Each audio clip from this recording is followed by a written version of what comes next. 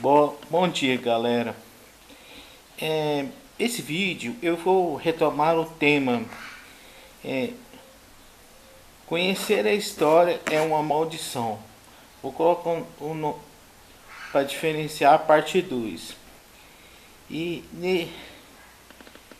o- surgiu uma dúvida no que eu quis dizer.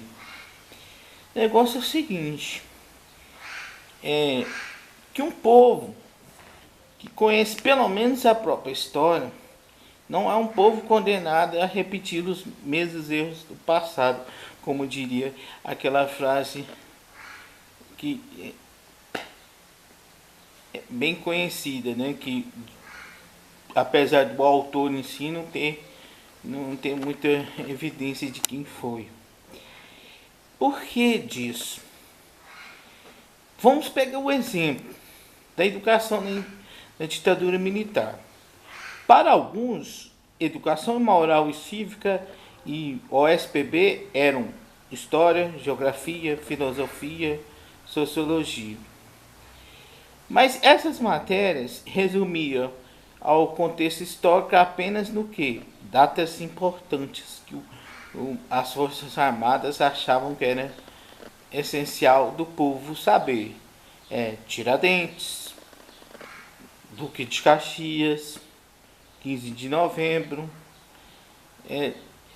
sem entrar em detalhe a parte obscura da história.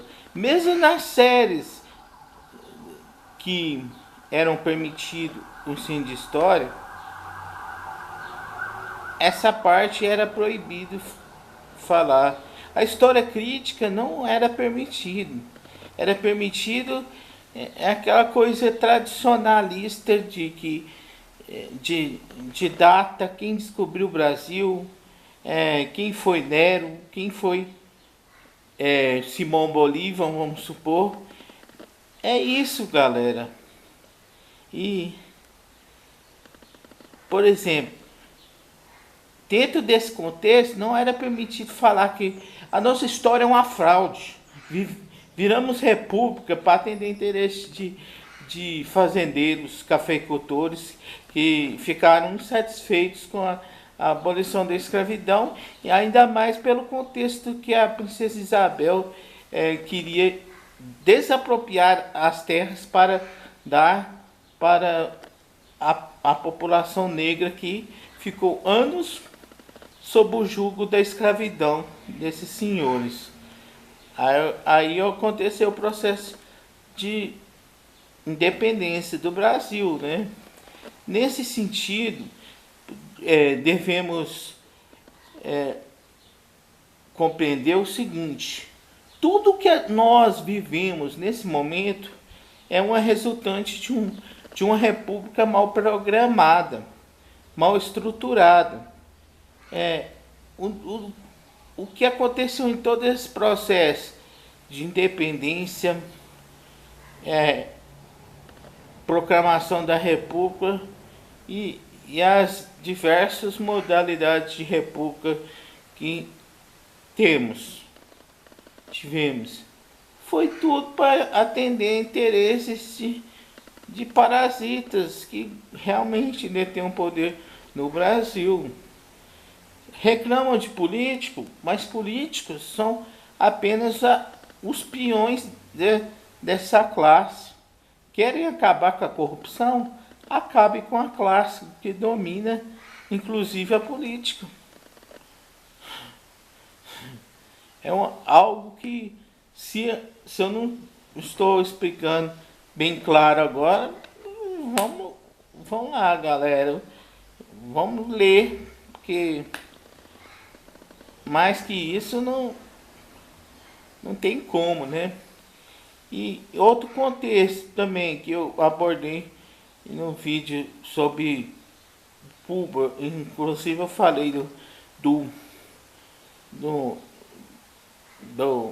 uma observação que um colega, amigo meu de faculdade fez. E é certo.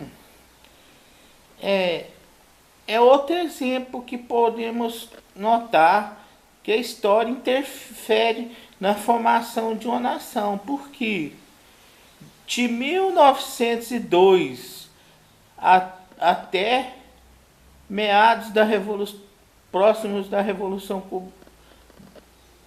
que levou Fidel Castro ao poder, Cuba passa por regimes políticos que levavam a cabo a servidão ao governo dos Estados Unidos. E dessa forma, foi crescendo um anti-estadunidense, um anti-tio Sam no território cubano, que desencadeou no apogeu do Fidel Castro.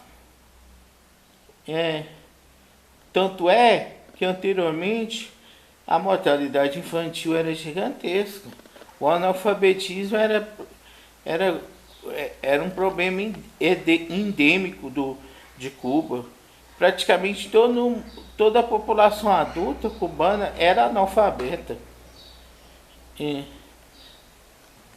Por aí vocês percebem que somos a resultante de um mal.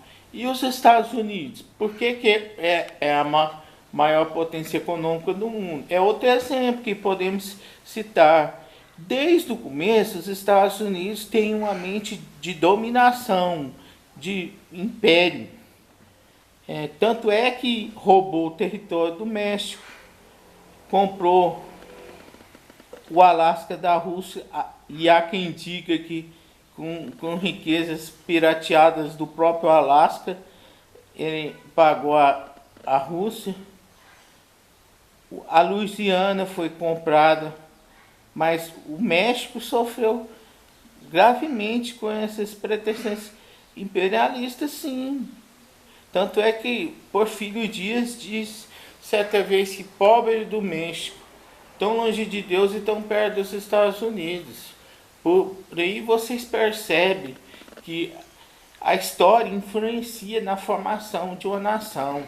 Todos esses exemplos que eu apliquei aqui, falei aqui, são exemplos de que a história interfere para o bem e para o mal, para definir o porquê uma nação se tornou rica ou porque uma nação ainda não é um país desenvolvido, como no caso do Brasil. Pois bem, galera, espero que tenha suscitado dúvidas recorrente ao vídeo. Conhecer a história se torna uma maldição.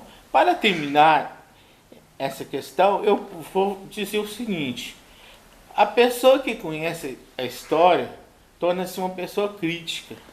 Dessa forma, não se torna cordeirinho do sistema. Por isso que conhecer ao menos a própria história, com uma sociedade alienada como a sociedade brasileira, torna-se uma maldição.